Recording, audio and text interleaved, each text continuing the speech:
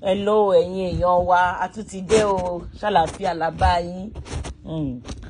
Ọ̀rọ̀ tá fẹ́ sọ ní ìgbà tá fẹ́ sọ̀rọ̀ yìí, a máa ṣe ní ṣókíṣókí ni, kò ní pẹ́.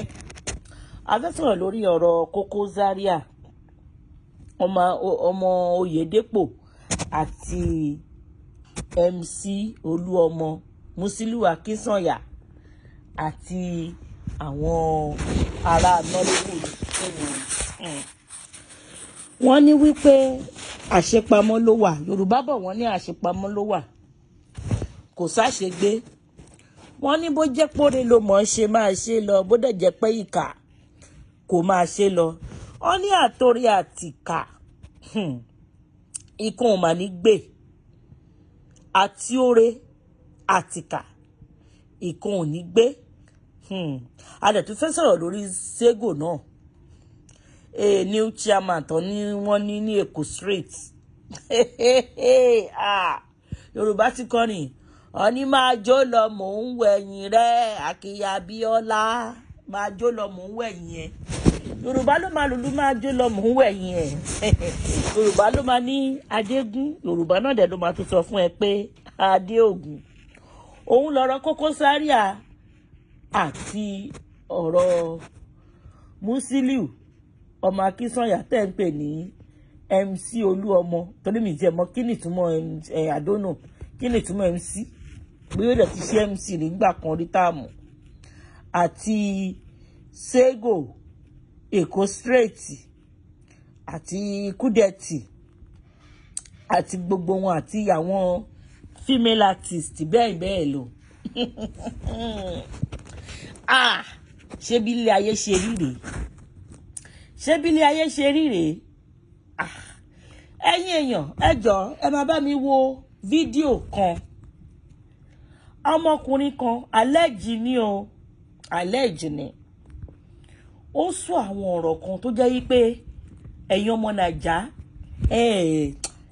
ru ọ̀rọ̀ yẹn with wisdom, pé kẹ́ digest ẹ̀, kẹ́ dissect ẹ̀, kẹ́ review ẹ̀, kẹ́ wò critically pé ọ̀rọ̀ tọmọkùnrin yìí ń sọ ọ̀rọ̀ tó mà lágbára mà ní, tó jẹ́ pé gbogbo yín dẹ̀ fojú fòdá. Nígbà tí wọ́n ń jà ìjà àmàgbà chairman Èkó yí àgbà chairman Èkó ni o.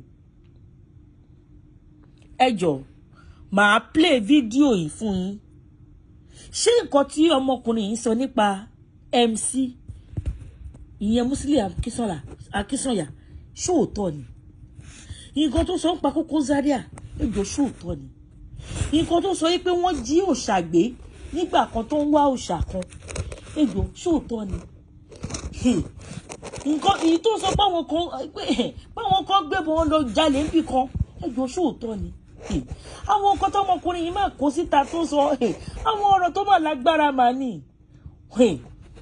Tẹ́yìn ò bá dẹ̀ mọ̀yàn títí kò ní sọ ọ̀rọ̀ lójú kámẹ́rà.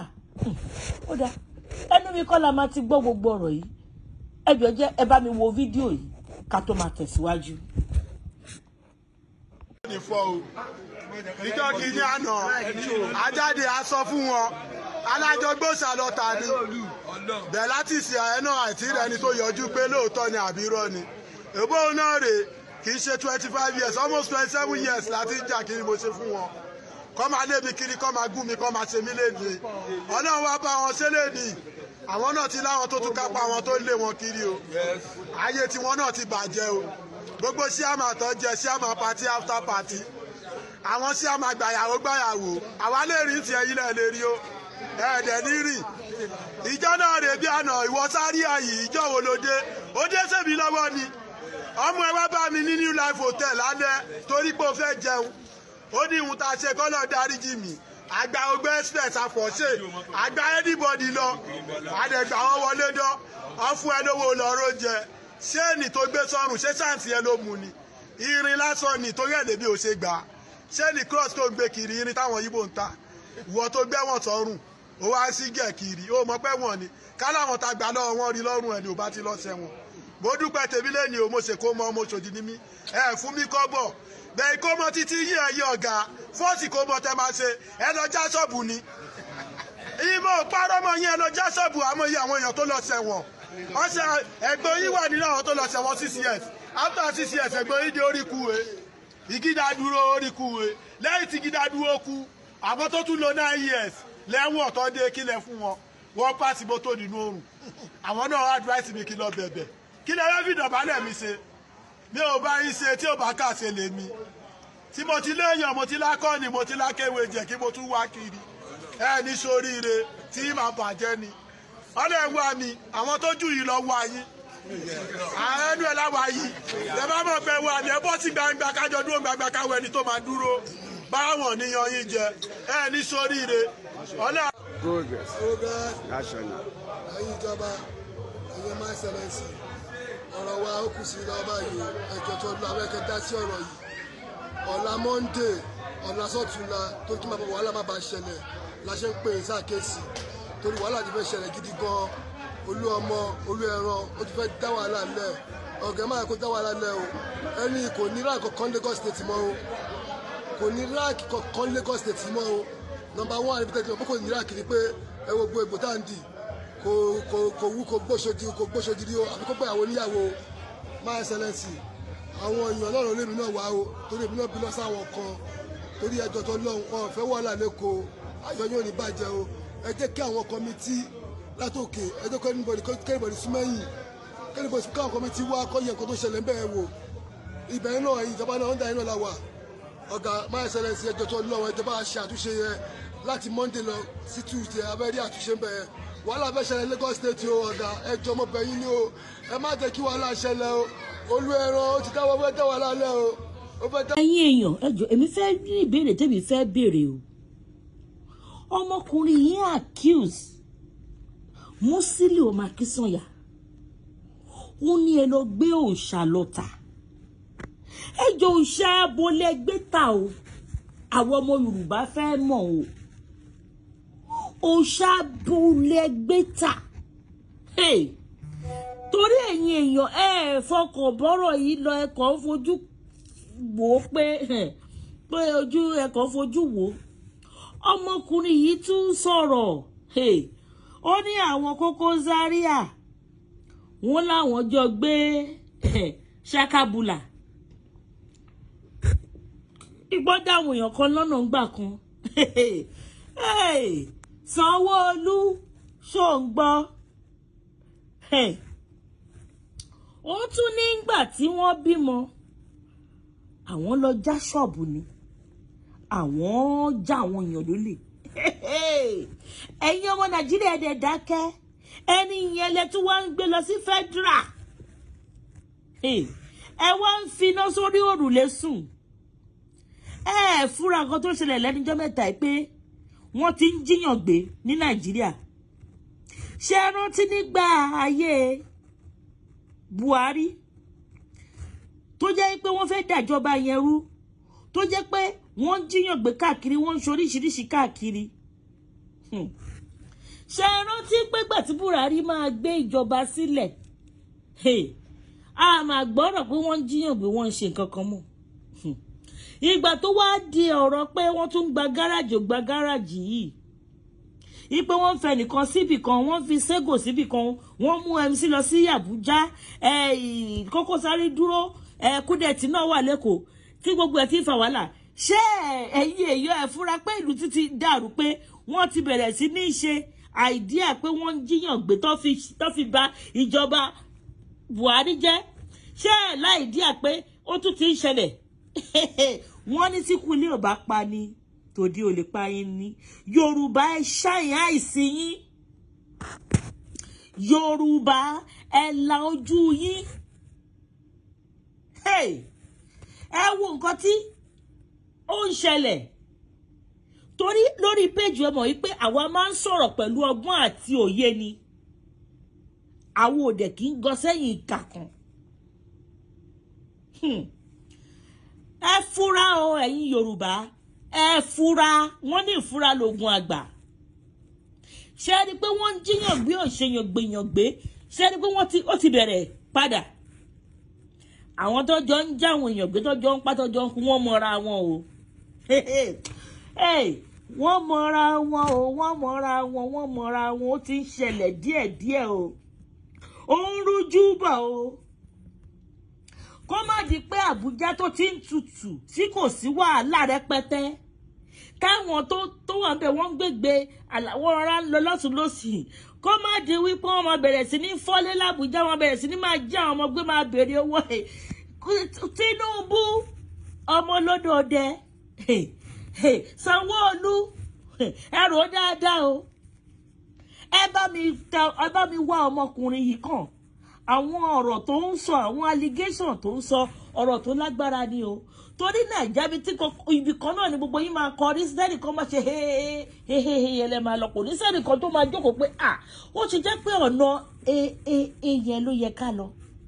Ṣé kò yẹ ká lọ sọ́nà bíbíbí káwo nǹkan tó ń ṣẹlẹ̀? Ó ti ń rújú bọ̀, ó ti ń rújú bọ̀ o, ó ti ń rújú bọ̀ ẹ̀yin ọmọ Nàìjíríà. Ẹ jọ̀ọ́, ẹ̀yin èèyàn tẹ́ ń dìde tẹ́ ń pariwo, Kokozaria o, kò gbọ́dọ̀ sọ̀rọ̀ fún MC bẹ́ẹ̀ yẹn o, ó dalẹ̀ ni o, ó ṣe gbá ni o. Ṣé ẹ̀yin èèyàn ẹ̀ kí Kokozaria dáadáa? Ẹgbẹ́ bá mi lọ sórí TikTok, Kokozaria ti ń pòwe, ẹ̀yin ní ẹ̀ fúra.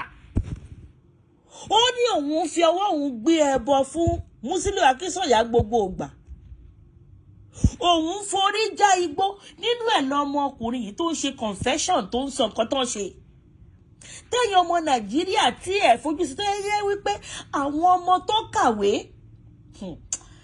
Tinubu, àwọn ọmọ tó kàwé tó yẹ pé wọ́n wà educated, tó yẹ pé wọ́n wà sound intellectual minds, máa fi wọ́n sáwọn position, top position yìí.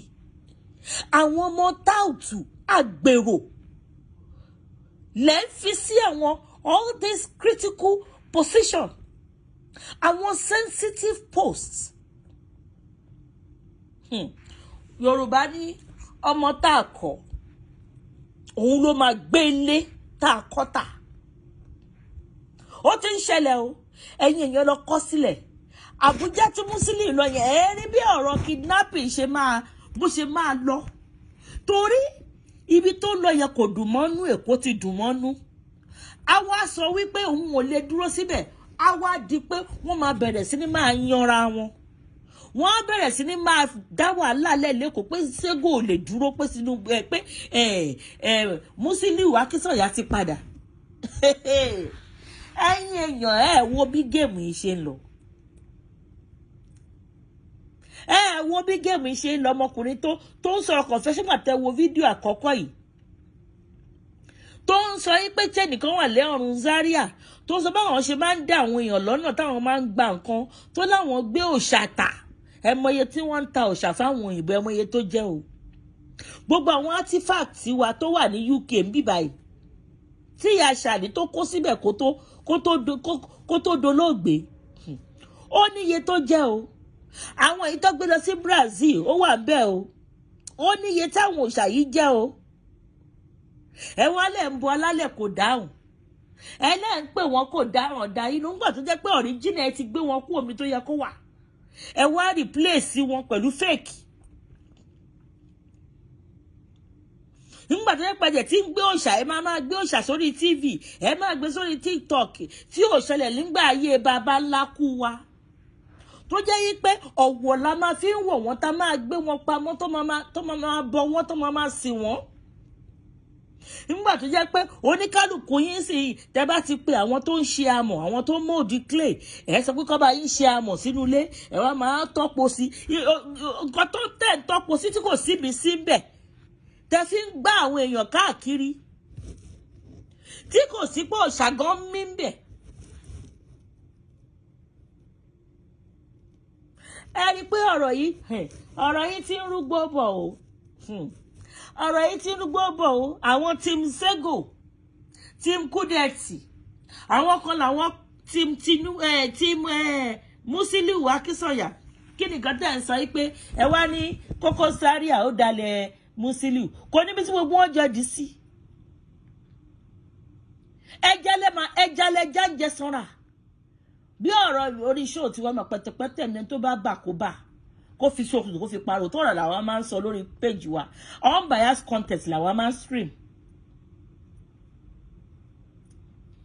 Kò níbi tó mọ̀ àtẹ̀m sí ní ọdí sí torí èèyàn ń dájọ́ apá kan ẹ̀yin tẹ́ ẹ̀ mọ̀ dí ọ̀rọ̀ tẹ́ bẹ̀rẹ̀ sí ní máa dájọ́ tó yẹ kẹ́ dá ó dalẹ̀ Musiliu ni ó dalẹ̀ kí mọ̀ nǹkan tí MC tó ṣe fún Kokozaria náà ni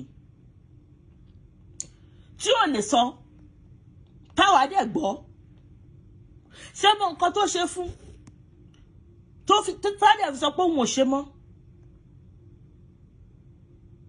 ọ̀rọ̀ rẹ̀ o ẹ jẹ́ ká mú o kí ló dé tó yẹ pé ó gba ọmọ Òṣòdì kó má dẹ̀ lè sí kankan bẹ́ẹ̀ náà ni wẹ́ ò dáa tó ni Musiliu kó má lè sí kankan tó máa ti ẹ̀dìdé pé àwa ti MC rẹ̀ o àwa ta máa dúró fún rẹ̀ kó má lè sẹ́nì kankan tẹ́ bá ti rí àwọn èèyàn tó ti ń cross leg tó hàn ní sọ̀rọ̀ ẹ fura sí wọn o ẹ fura sí wọn o torí ọ̀rọ̀ tọmọkùnrin yìí sọ video confession tó sọ nípa Kokozaria àti Musiliu ọ̀rọ̀ ṣùnùkù ojú ṣùnùkù ní kẹjẹ ká fi wò ó Babajide Sanwo-Olu Sanwó Èkó bá mi investigate ẹ bá wa investigate ọmọkùnrin àwọn confessions tó ń sọ nípa àwọn tẹlifíṣí sensitive post àwọn graduates wọ́n bẹ̀ tó jẹ́ pé wọ́n ní upper class fi wọ́n sí sensitive post àwọn ọmọ ọlọ́mọ tó kàwé tó wà highly educated wọ́n dẹni tó ń ṣe bus conductor wọ́n dẹni tó ń rìn káàkiri street kò síṣẹ́ wọ́n bá tẹ̀lé bus conductor ṣe kò bá dà àwọn tout revenue tó yẹ kó máa wá sí kọfà Lagos State òun làwọn tout ló fi ń rán ọmọ wọn lọ sí ìlú òyìnbó lọ kàwé ẹjọ iṣẹ́ wo ni MC ṣe tó ń rí owó tó fi ń rán ọmọ lọ sí ìlú òyìnbó lọ kàwé tó bá wá yá tán mọ̀ pé strategy ni àwa sọ pé àwọn ọmọ òun ti kàwé tán wọ́n bẹ̀rẹ̀ sí máa fa ọmọ há sí chairman very soon wọ́n láwọn ọmọ di House of Rep very soon wọ́n lọ di senator ṣé ẹ notice ọmọ MC rí strategic point tó ń ṣe ni ìyẹn ọmọ ọkùnrin tí wọ́n drag lórí social media lẹ́nujọ́ mẹ́ta yìí ọmọ ẹ̀yìn ọkùnrin mà ó lọ sọ́dọ̀ ìyá Esther Ajayi ọmọ Musiliu ọkùnrin lọ sọ́dọ̀ ìyá Esther Ajayi lẹ́nujọ́ mẹ́ta yẹn yìí wọ́n tó bá yẹ tàbá ní ka news ẹ̀ ní ka news kẹwò nǹkan tó ń ṣẹlẹ̀ fracas lẹ́ máa jókòó tì ọmọ MC lòun fẹ́ ṣe charity ìyá Esther Ajayi dẹ̀ endorse ìyá Esther Ajayi endorse àwa fi charity yẹn agbèwọlé from there a lóun fẹ́ contest fún chairman òun fẹ́ contest for House of Rep ṣé gbogbo wa kọ́ la mọ game yẹn àbí ẹ rò pé fúùlì àwọn èèyàn we are not educated àbí really torí gbogbo bó ṣe ń lọ yìí bí ọ̀rọ̀ yìí ṣe ń lọ yìí tòkòtò má já sílé má já sí tàbí kan ló máa já sí o ìyẹn kan MC pẹ̀lẹ́ tiẹ̀ o pẹ̀lẹ́ tiẹ̀ o gbogbo owó tó yẹ kó wá sí kọfà Èkó Lagos State internal revenue tó yẹ pé àwọn internal revenue ló yẹ kó máa gba gbogbo àwọn revenues ní everyday òun fi owó yẹn òfin ṣe yàlà yòlò owó tí èèyàn bá ti ṣiṣẹ́ fún náà yẹn wá nọ́nàkúnà náà ni àwọn ìyá onítíátà tó rán lọ sí àjì àwọn madam Ṣàjẹ Yétúndé Wùmí gbogbo wọn àǹkó gbogbo àwọn ọmọ onítíátà Kẹ́mi Kórèdé gbogbo wọn pátápátá tó ń bá sùn àti tó bímọ fún ẹ ńgbà kan tọmọ yẹn ju ẹ tó gba ọmọ yẹn dè ní náà ọmọ onítíátà àwọn yẹn ló ń kówó fún ẹjọ àwọn dà lẹ́nìí tampani ẹbọta o ẹbọta baba Latin ẹbọta abẹ́ẹ̀ni bọ́ta ẹni dandan bọ́ta ọlá ìyá tó gba mọ́tò tó bẹ̀rẹ̀ sí nífà gbára dọ̀bálẹ̀ ẹbọta kẹwàá defend MC o àbí ṣẹlẹ̀ ẹyẹlé gbọ́dọ̀ bonílé jẹ kó bonílé mu kó di ọjọ́ ọkú kó yẹrí ni àdàkẹ́ ṣe ní gbogbo yín ṣe jáde tẹ campaign fún Tinubu tẹ campaign pé èmi ló kàn á dá kí ẹ dìde ń sìn gbogbo yín tẹ́ ẹ bá dìde a máa drag yín yamayama lórí fún social media tí gbogbo ẹ̀yin obìnrin yóò bá dìde Dayo Amusa anko Folúkẹ́ Dáramọ́lá gbogbo yín ó yẹ dìde o kẹ́ bẹ̀rẹ̀ sí ní protest fún MC o ẹ bẹ̀rẹ̀ sí ní pariwo o ẹ bẹ̀rẹ̀ sí ní protest fún MC o New Nigerian bloggers ọ̀rọ̀ náà kàn yín o àbẹ́ ẹ̀ ní protest ẹ máa dọ́rọ̀ yìí dá ọba ńlá a ti mọ̀ pé ọba ńlá tiẹ̀ ìyẹn ṣàmà dìde àṣọ kọ̀ọ̀kan ṣáàdì bó ti ẹ̀ kó òun tiẹ̀ dìde ó tiẹ̀ ṣe dáadáa ń bẹ̀ yẹn ṣe pé lórí péjì wa máa ń sọ ẹ̀ tó bá ṣe dáadáa nǹkan a máa sọ bó ti ẹ̀ jẹ́ pé Elizabeth ọba ńlá ìyá stop ṣe bẹ́ẹ̀ ìyàwó bọ̀dá àdìsá ó ti ẹ̀ dìde ló fún MC ẹjọ́ ẹ̀yin New Lagos Nigeria bí New Nigeria blogger bí kílẹ̀ porúkọ yìí ṣé ẹ̀yin tó kú ẹ̀ nídìde ẹ ṣáà náwó gbogbo yín ṣẹlẹ̀ náwó Èkó bó tẹ̀ jẹ́ pé MC ò ṣáà ṣiṣẹ́ ṣé gbogbo yín ní tọ́ live show lẹ́yẹ kọ̀ọ̀kan original ìyá Ìbàdàn tó sọ̀rọ̀ ẹ̀ ní ìyá àdì ní sọ̀rọ̀sọ̀rọ̀ ṣé ò ní tọ́ live show àti fẹ́ MC tí gbogbo yín ò bá dìde láàfúnkì gbogbo yín ẹ ó yá dìde o ẹ wá gbé MC níjà o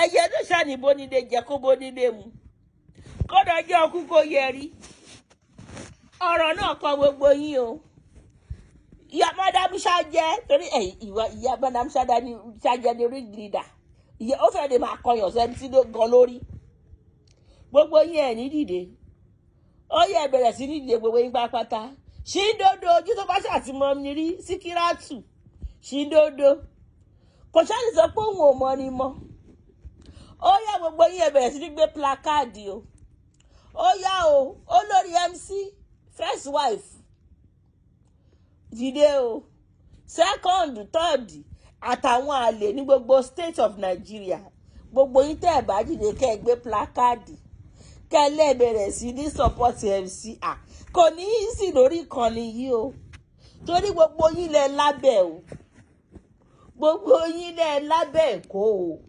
gbogbo yín lẹ jẹun Èkó o gbogbo yín lẹ lábẹ́ o mi ò fẹ́ gbọ́ pé kẹ́ wá sọ gbogbo ẹ̀dọ̀rọ̀ kidnapping ni o bí ìjẹ́gbọ́kẹ́ wá sọ gbogbo ẹ̀ pa ń jíyàn gbé o ẹ má jí ọmọ kankan gbé lẹ́kọ̀ọ́ o ẹ má já àwọn ọmọ gbé l'Àbújá o ó ti ń rúgbó bọ̀ o ó ti ń rúgbó bọ̀ o gbogbo yín ẹyẹ máa dìde Rónkẹ́ Òṣòdì Òkè ọ̀rọ̀ náà kàn ẹ́ gbogbo yín lẹ́dí ṣé ọmọ Bánkẹ́ gbogbo ẹ̀yin ọkùnrin yẹn ó yẹ bẹ̀rẹ̀ sí dìde Igwe Ọláìyá àfíìsì ọwọ́ gbogbo yín lẹ lọ gbogbo yín lẹ campaign o ṣé wọn pé gbogbo yín lẹ campaign ó yẹ dìde o kẹwàá gbèjẹ MC tí gbogbo yín ò bá dìde ọ̀lẹ́ẹ̀dín o ọ̀lẹ́ẹ̀dín o MC ṣọráyé báyìí tí rẹ̀ ṣe máa ń sọ wípé ọmọ tó bá sọ lẹ́nu ó sàpò ìyàkọ́ ọwọ́ epo lọmọ aráyé ń báni lára kì í báni lọ́wọ́ ẹ̀jẹ̀ Yorùbá ló máa lùlú máa ló mojó máa ṣorí tí Yorùbá bá ti ń kì ẹ́ lákìjù tó ti ń yìn ẹ́ láyé jù sá fún wọn tó ti ní bàbá dáadáa ọmọ dáadáa ọmọ rere bíi custard fine man no pimples sá fún wọn rìn jìnnà sí wọn ọ ní ìwọ nìkan ló kù ó kù ẹ dóná Musiliu jọṣọ gbáwúsá Haúsá ò dàbí Èkó àwọn Haúsá dágà lọ máa ń fàyọ o ò dẹ̀ gbọ́dọ̀ lọ báwọn ìyàwó Haúsá sùn o kódà l'Àbújá ìyàwó kọ̀ǹdọ́tọ̀ péré níbẹ̀ má ṣẹ́jú sí wọn o ọmọ Akínsànyà mò ń kí ẹ létí báyìí o tó bá dàbújá nǹkan ọmọkùnrin ẹ pa á mọ́ tó o bá lè pa á mọ́ mú kan nínú àwọn àlè ẹ actress bó jẹ́ márùn-ún wọn ló máa kó dání wàá lè máa rotate oorun bódà yẹ pé kan náà àwọn yahoo àbí gbogbo yahoo ẹ ló máa relocate ní tètè mú wọn dání o má lọ ta fèdèfèlè sí girlfriend ọmọ area boys Abuja o. Wọ́n nice o. Wọ́n nice o. Oni taba in gbogbo nǹkan tó ṣe lẹ́kọ̀ọ́ tó mú jẹ. Má lọ try ẹ̀ l'Abuja o MC. Àwọn ọmọ Abuja báàdì wọ́n nice o. Àwa ń lọ sí Abuja gbogbo ìgbà ń sọ fún ẹ o. Bá ti ń lọ Abuja là ń wọ UK là ń jáde là ń lọ Abuja o. Má lọ dóyàwó ọkọ ẹni tó ń ta skilishi o. Musili wo ń gbọ́ o. Má lọ dóyàwó ẹni tó ń ta kùnú o. Má lọ dóyàwó ẹni tó wà in charge tó ní gáràjì l'Abuja o. Àwọn ọmọ Hausa ò dá o. Wàá gbọ́ zomana góòlù ọgbẹ́ wọn gbọ́kọ̀ mu. Ẹ má dọ̀rọ̀ ogun sílẹ̀ ní Nàìjíríà o. Tó bá ti lọ nǹkan tó ní kó ṣe ni kó ṣe o. Nǹkan tó ní o gbájúmọ́ ni kó gbájúmọ́. Dúró bá ní ṣe fẹ́ control gbogbo 36 states. Ó mọ̀ wọ́n fi style UN. Dúró ná. Ṣé Cross River tó gbédè wọn ló fẹ́ control wọn? Àbí? Port Harcourt wàá control wọn. Ebonyi wàá ló fẹ́ control wọn àbí? Àwọn agbèrò tó wà ń Kogi wàá ló fẹ́ control wọn. Wọ́n ń tàn ẹ́. Ó ń tàn Abẹ́là. Ilẹ̀ ti mọ́. Sórí iye kékeré tó bá wà lọ́wọ́ ẹ̀ ń sìn. Má fi gbé obìnrin mọ́ o. Má fi gbólóṣó o. Rọra máa tọ́jú ẹ̀ pamọ́ fúnyàwó àtọmọ ẹ̀. Torí ó mọ nǹkan tó lè ṣẹlẹ̀ lọ́la ní Nàìjíríà lórí ọ̀rọ̀ tó wà lẹ̀. Iye kí iye tó bá lè fi pamọ́ tó kù lọ́wọ́ ẹ̀ tẹ́ ẹ ti kó ní pẹ́pẹ́ ẹ̀ máa já tíkẹ́ẹ̀tì owó tó yẹ kó wá sí Lagos State Government. Rọra mọ bó ṣe máa ṣe o. Torí ọ̀rọ̀ yìí bó ṣe ní Kokozaria ó ti dúró lórí ọwọ́ ẹ̀ báyìí. Àmọ́ nǹkan tó pa yín pa àmọ́ nǹkan tó fàjà. Èmi mọ̀ dájú pé kò ń sọ̀rọ̀ ségò ló fàjà yín. Ẹ ti ń fa fàǹfà kó tó dọ̀rọ̀ ségò. Nígbà tó jẹ́ pé girlfriend ara yín náà máa bá sùn. Ìyàwó níyàwó lẹ máa kì mọ́lẹ̀ lódì pọ́n. Èló náà dẹ̀ lẹ́ ń fún wọn. Èló lẹ́ ń fún wọn. Èló ni. Èwo nu wọn lẹ́ ń kọ́lé fún. Ṣéǹjì lẹ máa fi bá wọn sùn. Ẹ gbé wọn lọ sí club. Ẹ bá ti gbé wọn lọ sí club ẹ ti padà sílé. Ṣé gbé ayé tó dá nìyẹn? Gbogbo àwọn ọmọ actress yẹn pátápátá lẹ́ti bà té.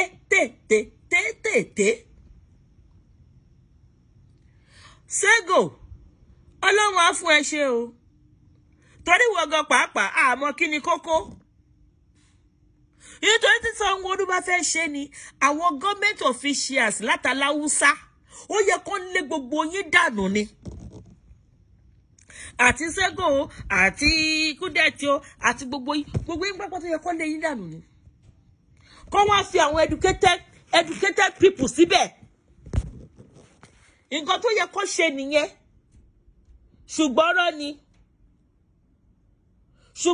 ni wọ́n nídìí yín fún irinṣẹ́ burúkú irinṣẹ́ èṣù. Election tó ti ń bọ̀. Ọmọ kan fẹ́ lọ lù ẹ́ l'Abuja ni. Wọ́n fẹ́ lọ lù ẹ́ l'Abuja ni.